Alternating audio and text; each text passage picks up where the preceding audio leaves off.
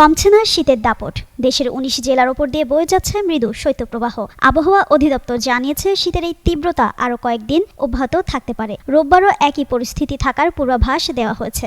এদিকে দক্ষিণ পশ্চিম বঙ্গোপসাগরে অবস্থানরত একটি নিম্নচাপ পশ্চিম ও উত্তর পশ্চিম দিকে অগ্রসর হয়ে উত্তর শ্রীলঙ্কা উপকূল অতিক্রম করছে।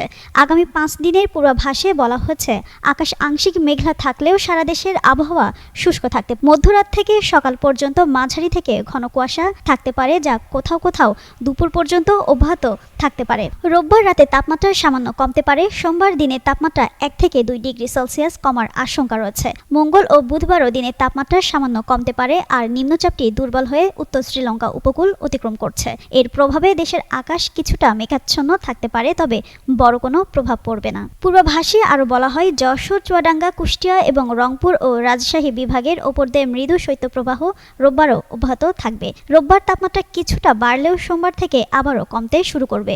শৈত্যপ্রবাহ পুরোপুরি কমতে সময় লাগবে।